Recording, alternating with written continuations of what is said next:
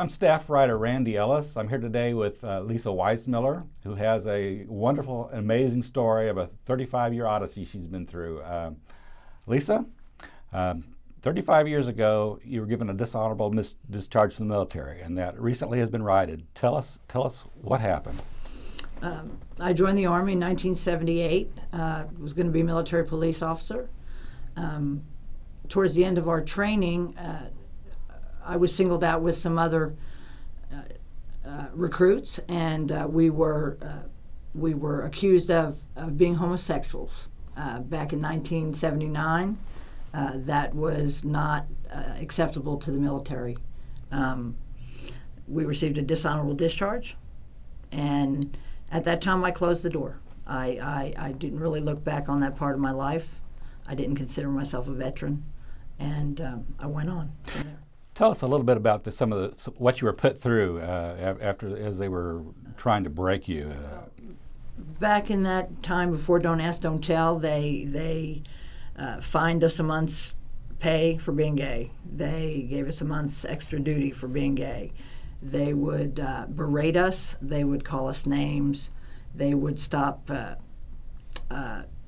groups of recruits when they were training on post. They would stop them when they came near us. They would stop. We would have to come to parade rest, and we had to stand there and listen while they called us names, told people not to go near us, while they ostracized us. And you were a 19-year-old at the time. I was 19 years old. Had a dramatic impact on you. It did have an impact on me.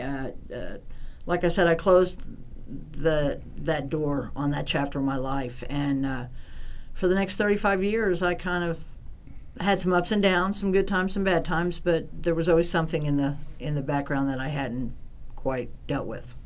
You've had a career. You've been a nurse for 20 years. You've accomplished a lot. I have.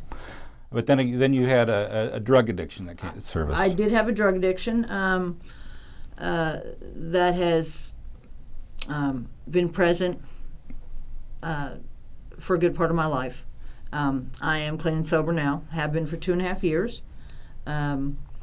But through that, I've run across some legal implications, which led me to a group in Oklahoma, the Veterans Diversion Program. District Attorney David Prater and his staff and the public defender staff in Oklahoma County, they volunteer their time and they work with veterans, and they help us get to some core issues that might be related to our drug addiction, but mostly relates to our service to our country. And through their intervention with me, I filed for my discharge to be upgraded, something I never would have done. 35 years later, they granted me an honorable discharge. So that's kind of where we're sitting today. And there's another step that you would like to take. Tell us about that. The other step we're taking, we've filed for my service-connected disability related to the treatment my own government enacted on me. And that claim was denied in December due to the fact that I did not have an honorable discharge and my service to my country was considered dishonorable. Since that has been changed, we're going forward with that step also. And hopefully within a few months? Hopefully within a few months we'll get a satisfactory return from the military. And then be eligible for treatment through the Veterans Administration. Absolutely.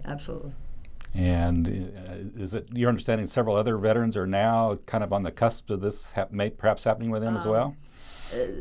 This upgrade to a total, full, honorable discharge is not something we expected. The military doesn't give those out freely. But there are veterans behind me that get to benefit from this. Congratulations. Thank you. It's a new era.